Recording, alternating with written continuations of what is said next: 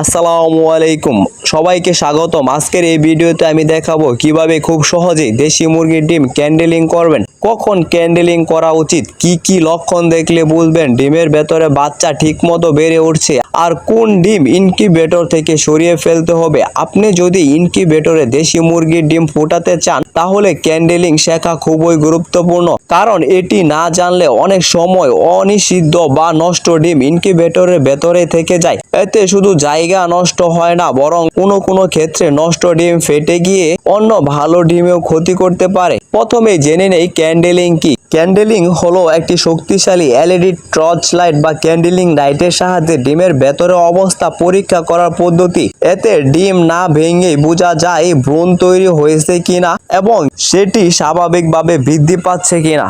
কখন ক্যান্ডেলিং করবেন? দেশি মুরগির ডিম সাধারণত 21 দিনে ফুটে। প্রথম ক্যান্ডেলিং করা সবচেয়ে ভালো সময় হলো ডিম বসানোর প্রথম 5 থেকে 7 দিন।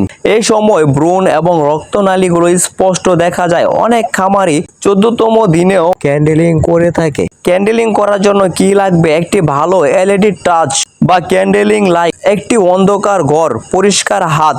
অন্ধকার ঘরে আলো ভালোভাবে দেখা যায়। এবার দেখে নেওয়া যাক ক্যান্ডেলিং করার নিয়ম। প্রথমে ডিমটি আলতোভাবে হাতে ধরুন।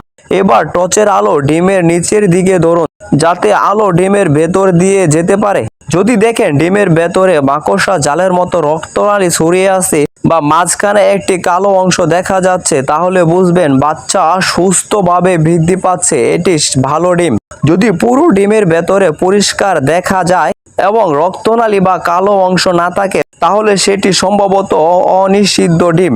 এমন ডিম আর ফুটবে না, তাই ইনকিউবেটর থেকে সরিয়ে ফেলুন। আবার 14 দিন পরে ক্যান্ডেলিং করলে ডিমের বেশিরভাগ অংশ অন্ধকার দেখা যাবে। নিচের দিকে একটি ছোট বাতাসের থলি দেখা যাবে। এটি সাধারণত স্বাভাবিক লক্ষণ। ক্যান্ডেলিং করার সময় গুরুত্বপূর্ণ সতর্কতা: ডিম বেশি সময় বাইরে রাখবেন না। চেষ্টা করবেন 1 মিনিটের মধ্যে পরীক্ষা শেষ করতে। ডিম ঝাঁকাবেন না, বেশি ঘোরাবেন না এবং হাত পরিষ্কার রেখে কাজ করবেন। এতে ভ্রূণের কোনো ক্ষতি হওয়ার আশঙ্কা কম থাকে। সবশেষে বলবো, সঠিক সময়ে ক্যান্ডেলিং করলে আপনি সহজে ভালো ও নষ্ট ডিম আলাদা করতে পারবেন। এতে ইনকিউবেটরের পরিচ্ছন্নতা বজায় থাকবে, দুর্গন্ধ বা নষ্ট ডিম ফেটে যাওয়ার ঝুঁকি কমবে এবং ভালো ডিম থেকে বাচ্চা ফোটার হারও উন্নত হতে পারে। ভিডিওটি যদি আপনার ভালো লাগে, নতুন কিছু জানতে পারেন, তাহলে অবশ্যই একটি লাইক দিন, কমেন্ট করে আপনার মতামত জানান। সবাইকে ধন্যবাদ। আল্লাহ হাফেজ।